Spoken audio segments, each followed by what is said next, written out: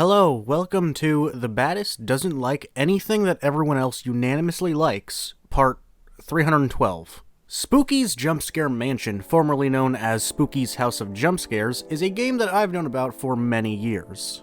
It was just one of those games that was really relevant amongst Let's Players on YouTube, like FNAF or Tattletale. However, although I heard the name for ages, I never played it, nor did I watch any videos on it. I had seen the thumbnail and the spooky character, but I just never took the time to learn about the actual game. So it just made sense for me to play it on a live stream, which I did a few months back now. I knew everyone loved it, I knew it was a classic that I had just never played, so I just went ahead and played it for myself. And I am simply confused. Spooky's Jumpscare Mansion wasn't a bad horror game, but it really wasn't great. It was just kind of mid, as we say nowadays. But all I knew going into it was how successful it was, and that people I knew and people in my community loved it. Usually I can understand the appeal of a game that I'm not a big fan of, but this one just baffled me. Security Breach is visually appealing, and I can understand why some people would be able to find it fun. Bendy and the Ink Machine is also visually appealing and has some strong elements in its design. Poppy Playtime's puzzles don't appeal to me, but I could see how they'd appeal to someone else. I couldn't really notice anything Spooky's offers that is any sort of significantly interesting. Spooky's Jumpscare Mansion is a walking simulator that consists of a very impressive 1,000 rooms. You have to run through each room whilst avoiding a monster chasing after you. Sometimes there isn't a monster, but there usually is, and there are various monsters that could be the one chasing you. In the game, they're called specimens. There is nothing to do besides walk forward, and the differences between the functionality of the monsters is minimal at best. I don't have a problem with walking simulators. I know a lot of people do. There's a bad connotation around just the name walking simulator, but I don't have a problem with walking simulators personally. I have a problem with games that are lazy.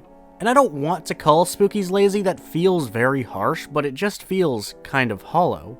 There is nothing interesting about the rooms that you walk through. In fact, some are very often repeated. Once again, I don't think this game is bad.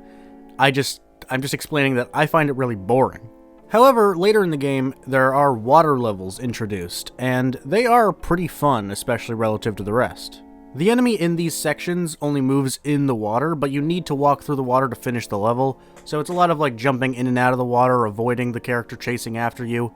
The movement under the water is smooth, and dodging the enemy is pretty fun. There's also one character in particular I really like, that being Specimen 6. This character has a trippy, weeping angels-like mechanic, and I really love the design. You guys probably know that I love low poly graphics, but I also like the very clear inspiration from the Ben Drowned creepypasta. I guess I can't confirm Ben Drowned was the inspiration behind this character. It could just be based on the Happy Mask salesman from Zelda, but I think the famous creepypasta was the inspiration. The other specimens aren't bad, but I just don't really care about them. There's nothing about them that stands out to me. Specimen 4 is kind of scary, but doesn't feel very unique to me. Specimen 10 just looks like an anus. Specimen 2 is one of the most boring designs I've seen in a horror game. Specimen 7 is... I don't even know if this can be called a character. The great majority of the specimens are kind of just average. They're boring, even. But Specimen 6 is appealing to me as a fan of the style, and as a fan of the stupid classic era of creepypastas. I also think Spooky makes for a great mascot, and I actually really like the character. Mascot horror is a pretty interesting subject these days. It has become much more apparent in gaming, especially since the success of Five Nights at Freddy's, of course. A lot of people don't like this trend, but I quite like it as long as it's done well. And I think Spooky is a nice design with a really great presence in the game. They're not particularly creepy, but they have a fairly ominous role in the game. As far as the actual design goes, I suppose they're not the most creative or unique, but I think they're a cute character that's iconic and easy to recognize. So those are the three things that I actually like about the game. One of them is a series of levels that's near the very end of the game. One of them is an enemy in a sea of different enemies, and one of them is the mascot of the game that only appears a handful of times. Everything else is just fine at best or painfully boring at worst. The good or even average parts of the game are what makes this not a bad game in my eyes, but it is just really average overall, to me at least. And as I said, the reason I played this game was simply because it was so widely known and loved by many. One person that is a part of that many is my buddy Pastra. Pastra's favorite horror game is Bendy and the Ink Machine, a game that I famously hate. But they've said that their second favorite is Spookies, which is yet another pick that I clearly do not understand.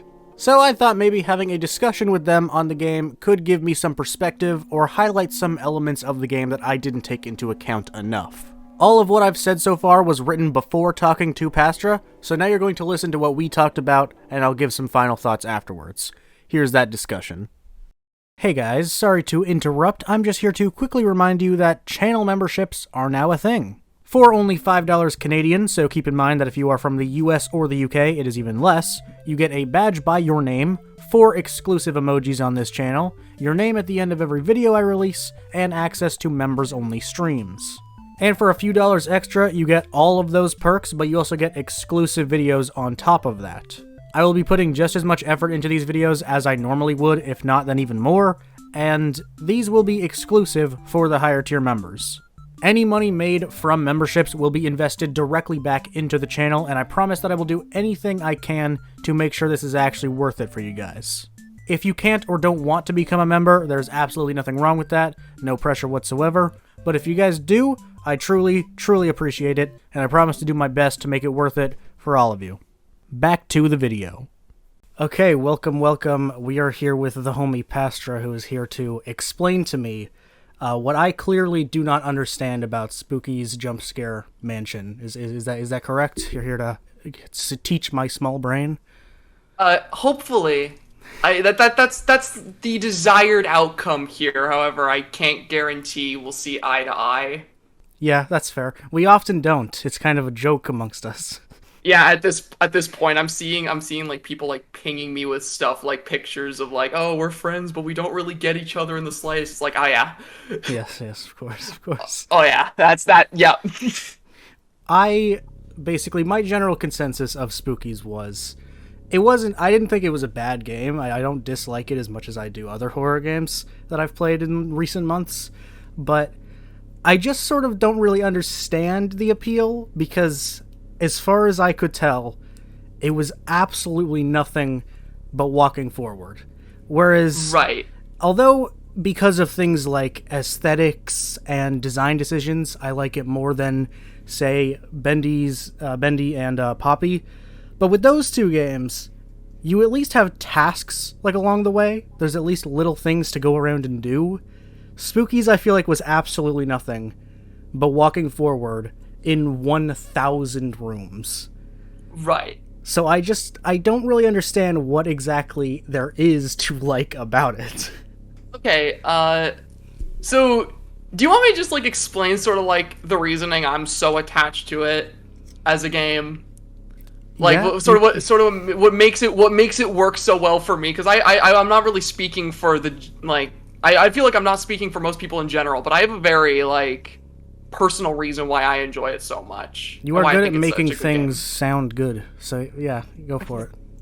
So, the main thing that made Spookies a game that I really, really enjoyed, it was two major things.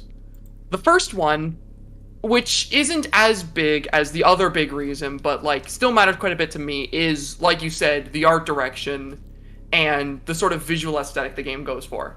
When it comes to pretty much any game, I have 3 sort of main art styles that I find incredibly appealing, which I feel like I've ranted about on several occasions on my own channel, which is pixel art, hand-drawn characters, and like PlayStation 1 low poly graphics.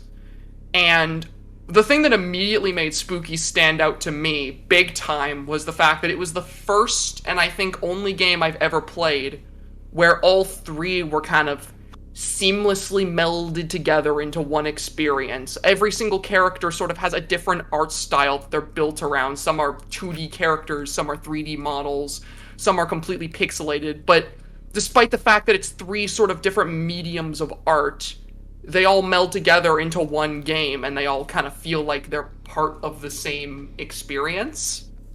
Yeah, that is before you continue, that is something I'll absolutely give Spookies credit for, is the amount of styles, for sure. I wouldn't say I liked the look of necessarily every monster or specimen, they call them, But Right. yeah, and again, it's so funny how we broadly like similar things, but like specifically do not. But like, yeah, pixelated horror games are some of my favorites, and low poly like N64 PS1 style is something I love, which is why I wrote this into my script as well. My favorite specimen is I don't know the numbers of each one, but it's the one that is very clearly inspired by Ben's Round, or at least in my opinion, it's obvious. Oh yeah, Specimen 6.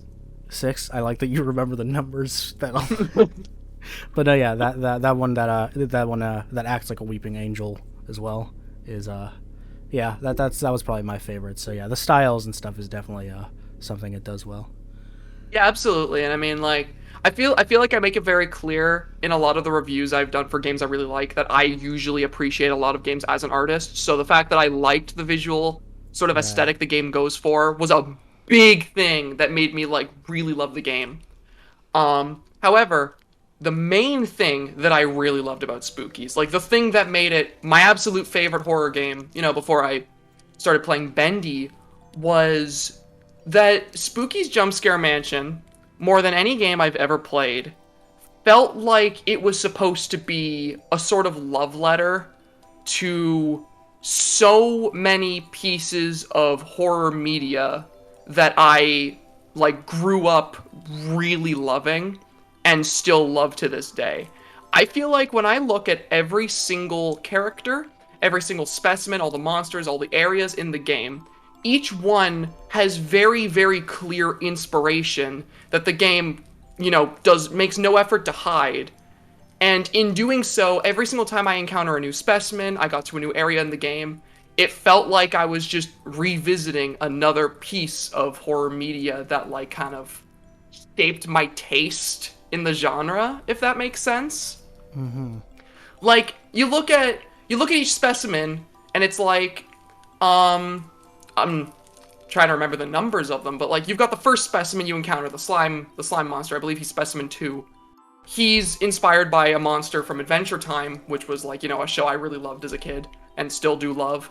You look at like the specimen who's very clearly inspired by The Ring. You've got the one you mentioned who's inspired by Ben's Round, which like I used to be really obsessed with creepypastas. You've got one that's based on Silent Hill, one that's based on Resident Evil, one that's based on Amnesia. You've just got all these different pieces of clear inspiration that are taken from all of these amazing pieces of horror media, just kind of mixed together into this one game that already blends together a bunch of different art styles that I love. So you have my 3 favorite art styles to be used in horror media, and then you've combined it with all these characters that are based off of different types of media I love as well. So you've literally just got everything I could possibly want in a horror game mixed together into one. And that's what I view Spooky's Jumpscare Mansion as being. Okay. Yeah, I can definitely see that. Yeah, I think what you were saying there, I very immediately realized maybe some of the inspiration I just didn't get because I didn't recognize it. Like we've talked about before, I have a weird obsession with much smaller indie titles. Like I've never played a Resident Evil game, Right. and I have yet to get around to playing Silent Hill. I've never watched Adventure Time either, so I could not tell you what you were talking about there. But yeah, I think that was probably something I missed as well, and I can definitely appreciate the like you said, you look at it more from like an artist point of view. And although I definitely appreciate that kind of thing too, there's a lot of games I like purely for its aesthetics, like Cuphead being a very famous example. But yeah, that's probably another thing that I am missing to some extent is that, view from the point of view of an artist. Yeah. So yeah, I You- think that makes I think that's a very fair point. It's just, And sorry, say whatever you want to say before I ask this earth-shattering question. okay, I was gonna say like your main problem with the game does come from gameplay though. Yes, Like what I was going to say is, how can you sit through 1,000 rooms of walking forward? But I also have another question, similar Yeah. to that, which is, if we're going to talk about aesthetics and art style and stuff like that, does it not bother you that almost every room is nothing but gray? Well, it would bother me, it would bother me that every room was nothing but gray if every room was nothing but gray, but it's not. Like, the A game's lot very of much them so. are. A lot of them are, yes, but the game has a lot of variation in the different areas you go to. And also, I find that, having these areas that are filled with very, like, simple surroundings, like the gray bricks or, like the purple and green areas, I think they do serve a genuine purpose, which is the fact that these sort of in-between rooms where not much happens, they sort of build up anticipation towards whenever you encounter something new and unique, like one of the new specimens. I believe, right, if you were going through the game and every single room you went to in the 1,000 was like, something brand new and unique, it would make it so that whenever you go into an area where a new specimen is discovered, that it doesn't stand out as much, it doesn't feel as special. When I'm going through, like, maybe 10, 15 rooms that are sort of like this gray brick texture or one of the other sort of repeating areas, when I suddenly walk into a completely unique area that looks like something right out of Silent Hill, or it looks like it's outside with the deer lord specimen, that makes me immediately go, oh crap, this is something new, there's something special is going to happen. I'm encountering something that's going to, like, I'm going to have to learn from. And that's what happened every single time I discovered a new specimen, was that feeling of, oh shoot, here we go again, something new's happening. Okay. They kind of served a purpose of building up to something. If everything was, constantly unique and special, then nothing would be, if that makes sense. No, yeah, it does. It's like I've talked about that a few times. I like to call it the Michael Bay effect. When everything is exciting constantly, it starts to not get exciting and it just gets bland. Yeah, exactly. I feel like those sort of in-between rooms where not much happens, sure, like, if you found them boring, I mean, literally, like, that makes sense. You're kind of just walking through, but at least whenever I played the game, those were the parts of the game where I felt the most suspense, because I had no idea what was going to come when I walked through another door. Was I going to be in another sort of simple, basic area, or was I going to be walking into a brand new location with some new monster that I have to learn the mechanics of to get away from? Right, okay. Yeah, I guess that's just... Maybe this is why people call me a negative asshole, because I guess that's just two different ways of approaching it, because the way I felt...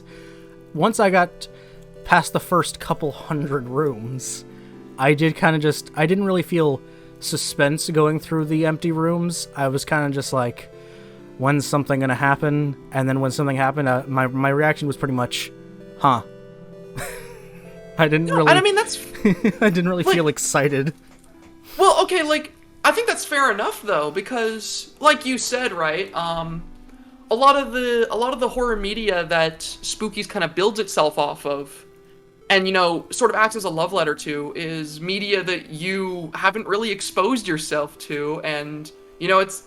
Like, I feel like it's just another way that you can experience the game. If you're somebody like me who was a fan of all the things that Spooky is based off of going into it, then every single time you encounter something new, it's kind of exciting because you're like, oh my god, that's like The Ring, that's like Resident Evil, that's like Silent Hill. But when you don't really have that sort of, like, previous knowledge or interest going into it, then it's kind of just, oh hey, another monster showed up.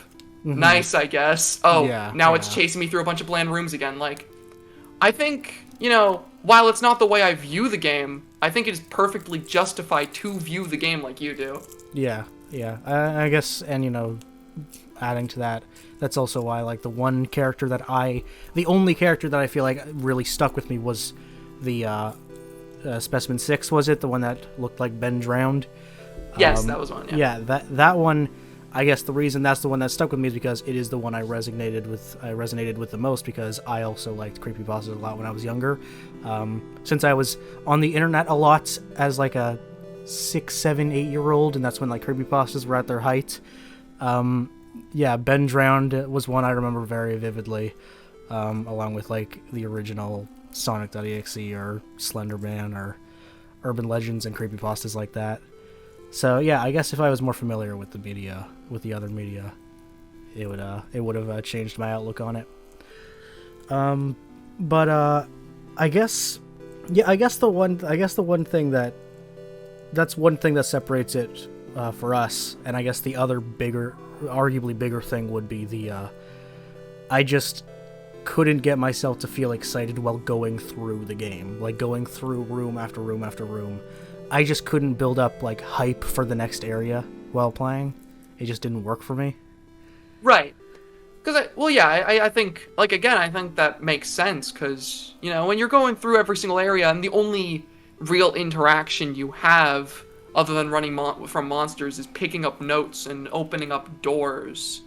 You know, the game, I feel like, either keeps your suspense out of curiosity of what's coming when you know, encounter a new specimen, seeing what it could be paying homage to next, or it just makes you bored if you're not super invested in seeing what's next, and you're just, you know, expecting a more interactive horror game. Because, I mean, I feel like Spooky's, out of a lot of, like, horror games that get a lot of attention, it is quite literally the absolute definition of walking simulator. Yes, like, yes. Well, except for, if you want to go much worse, you could go with the .exe games, but... Well, yeah, the .exe games. Those are actually just holding down the right arrow button. Yeah, and you can tell that those ones are a whole different kind of walking sim, because even I don't like those. Exactly.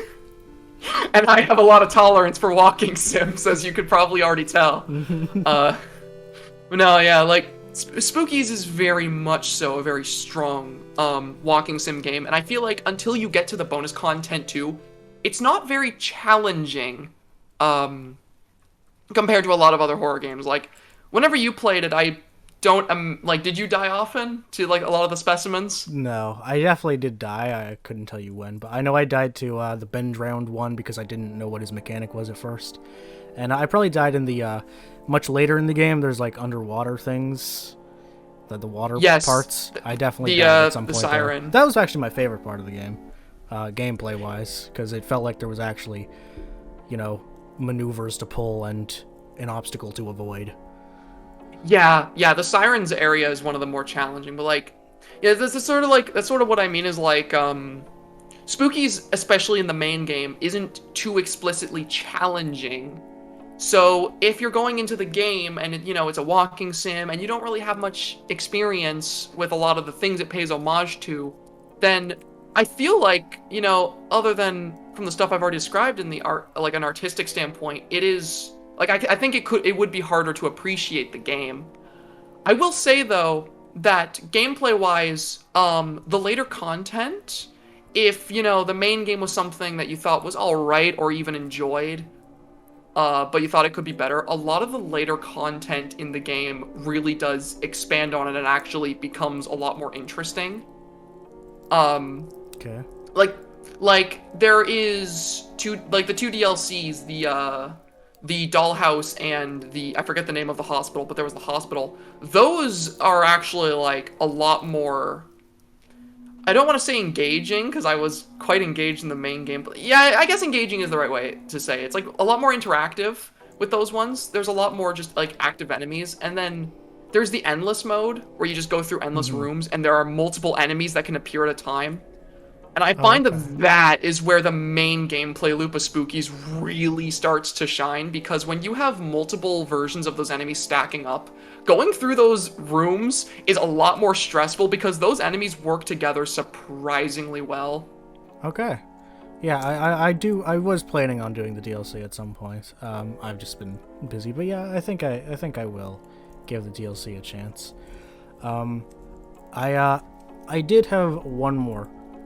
Just because of what you said at the beginning, I do have one more question.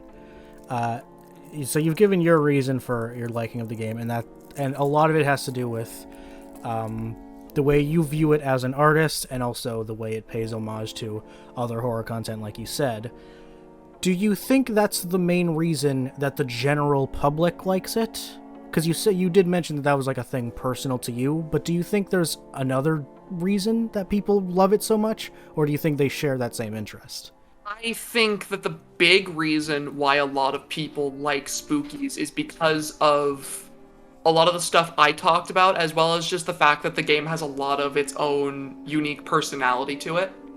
Right. Like, Spookies, say what you want about actually playing it, I don't think there was a single game like Spookies.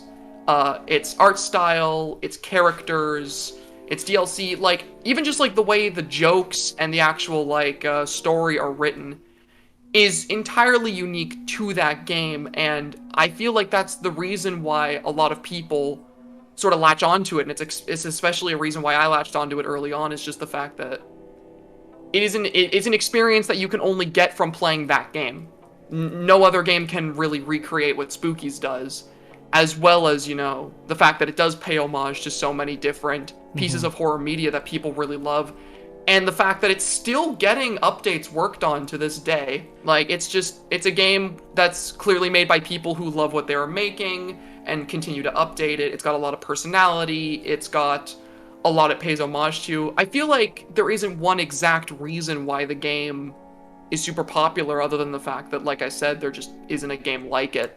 Yeah, I think that's fair. Yeah, I definitely think you can credit that to a lot of the games that had their time in the spotlight. What made Five Nights at Freddy's 1 so big was the fact that it was very different.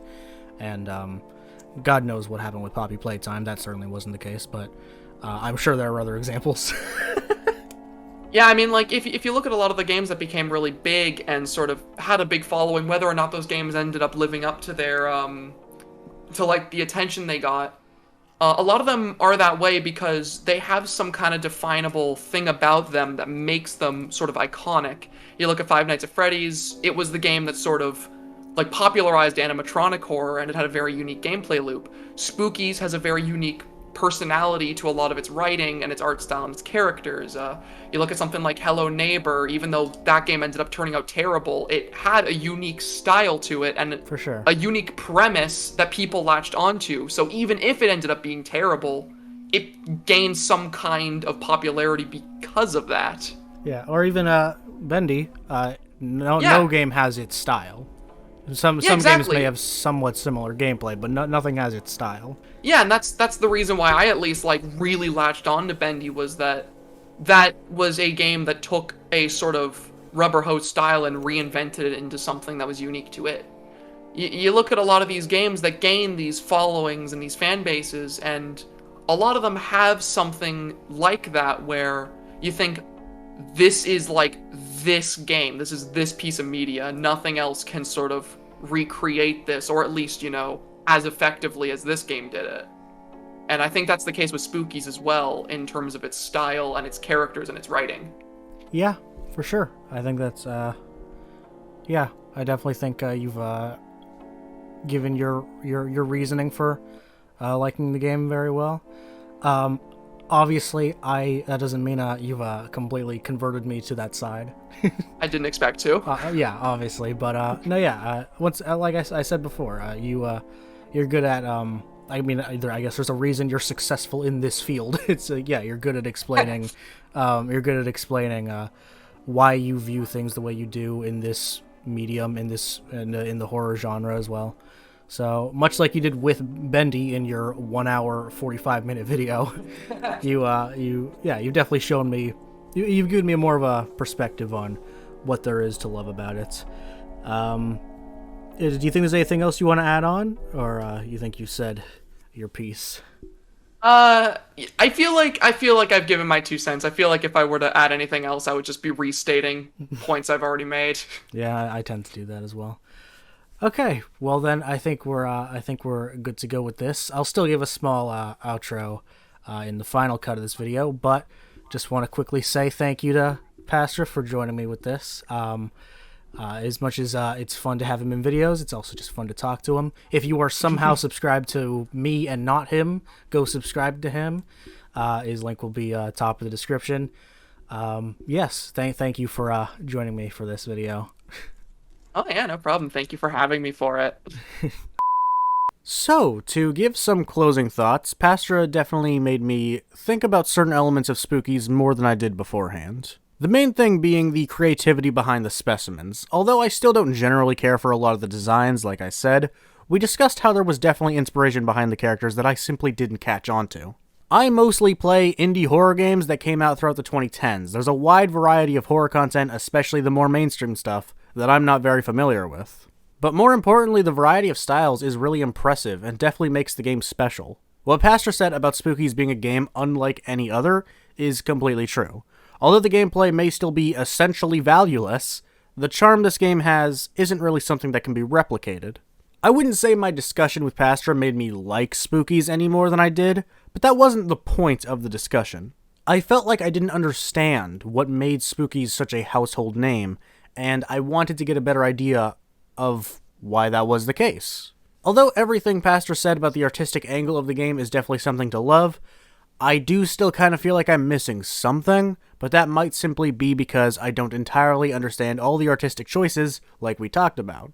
Regardless, I do have a better understanding of what there is to appreciate about Spooky's Jumpscare Mansion, even if I don't have that much I love about it on a personal level. That's going to do it for this video. One last thank you to Pastra for making this video possible and also much more fun. I'm very grateful to have Pastra as a friend, and it's also an honor to be able to work with them as a creator. So if you somehow have not checked them out yet, go watch their videos, check out their web series Dreams of an Insomniac, and subscribe. Let me know in the comments what you guys think of Spooky's Jumpscare Mansion. Do you align more with my view, Pastra's view, or are you in the middle? Feel free to comment your thoughts. Thank you so much for watching this video. Reminder that you can become a channel member to receive exclusive content and extra perks for a very low cost. You can also follow me on Instagram and Twitter at I'm the Baddest. Links in the description. Thank you for watching once again. I'll see you guys next time.